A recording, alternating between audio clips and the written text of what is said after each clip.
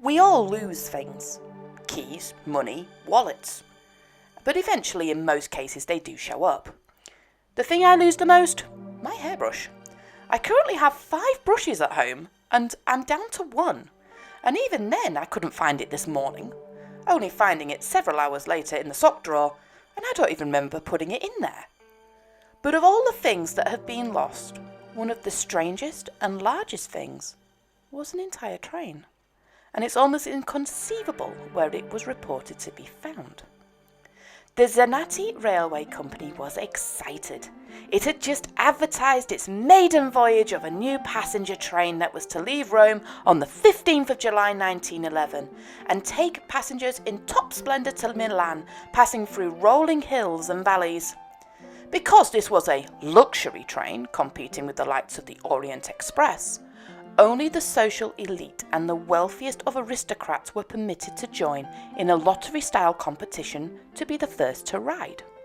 The Zanetti Company itself allocated tickets for several families of the directors and higher-ups to join in as well. At last, 100 people was chosen and 6 crew were selected to look after them. This included the crew in charge of the locomotive, nicknamed Zanetti. With excitement to all, the train set off. The train moved slowly, allowing for the lucky passengers to see the sights and enjoy the view while they wined and dined. The passengers were delighted with the service, the musicians, and the journey itself. In fact, it was comparable to many luxuries found in many modern hotels. Part of the run included a tunnel on the mountainside. The tunnel was a kilometre in length and a marvel of engineering, and a crowd of people gathered at the tunnel's mouth on the north side to see the marvellous train go through. With a whoosh of steam, the train entered. But it never came out. Bewildered, the people that had gathered on the tunnel's exit peered into the darkness, fearing an accident. Not a single sound could be heard. No click-clack on the track. No grunt from the mighty engine cylinders. No white steam. All was silent. There was nothing. Suddenly coughing broke through the silence. There, deep within the tunnel, 2 men were found in a state of shock. The men claimed they were passengers. The men, too shaken to even speak of their ordeal, were taken to hospital, and after several days of treatment, one of the men finally spoke. He said that even before they had entered the tunnel, there was an unusual noise in the air, a kind of humming sound. Then the air surrounding the train went cloud white, as if the train was swallowed by fog. Terrified, the man had grabbed the other passenger and jumped from the carriages just before the train disappeared behind them. The other survivor never spoke of the incident. Out of fear, the line was closed while police investigated, and the company, fearing that superstitious people may not travel and harm their credibility, employed people to hush up the incident. In a stroke of luck to the company, the now disused tunnel was sealed forever by well-placed enemy bombs in World War II. Nothing was mentioned for nearly a decade of the missing train and its passengers, and thanks to the cover-up, the train faded into legend. That is until an old relative of one of the passengers came forward. He claimed that many years before, he remembered reading a testimony in the chronicles of Medina Monastery, a diary of sorts written by monks in the medieval period.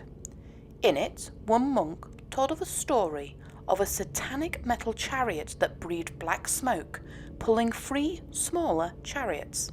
3 devil servants in black robes descended from these chariots and began to knock at the door.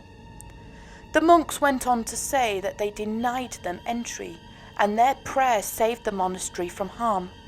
Sadly, no one could corroborate what was written, as the chronicles were destroyed in 1908 in an earthquake. Many years after the disappearance of the train, and long after the relatives had passed away, another sighting of the train was reported. In 1992 in Ukraine, an off-duty police officer reported seeing 3 ghastly carriages with their curtains closed. at a busy intersection. The train moved silently before disappearing. It was also reported at a level crossing, also in Ukraine. So Vasily Lechaty, a professor at the University of the Ukrainian Academy of Sciences, decided to investigate. In his research, he noted several similarities between the sightings and concluded that the train fitted the description of the missing Zanetti. During his research, he also came across some disturbing testimonies. One psychiatrist called Dr. Saxino proclaimed that 104 Italians had been admitted to his hospital, all with the same delusions. They had travelled from Rome by train and arrived in Mexico City. The patients were all confused and wore strange clothing. Eventually, thanks to the hospital's efforts, some managed to accept where they were and integrated into society. Some didn't and became insane. Lechaty was greatly perplexed at the testimony, not because he may have discovered what had happened to the missing passengers, but when the testimony was written. The date on the paper was 1840, 71 years before the train even ran. Lechaty became obsessed with the Zanetti. This wasn't some ghost train he was dealing with, but a time-travelling one. Through his research and in front of terrified witnesses, he was able to determine where the train would show up next. He was right and managed to board the train and disappear with it. He has never been seen since. So is the train real? I tried to find evidence of the tunnel, but I had no success. In fact, I was getting quite frustrated by it. I also tried to find the company, but again, that company has been lost to time, and looking at evidence, it doesn't seem to have existed. There are no reports of the professor or any pictures that can verify his identity. Some people are saying that the story is a work of fiction. I'm not sure. There are lots of things we can't explain in this universe, lots of things we don't know, like my missing hairbrushes. Then again, if you do see a silent train wandering around with 3 carriages with closed curtains, you might want to think twice about getting aboard. Maybe the last thing you ever do.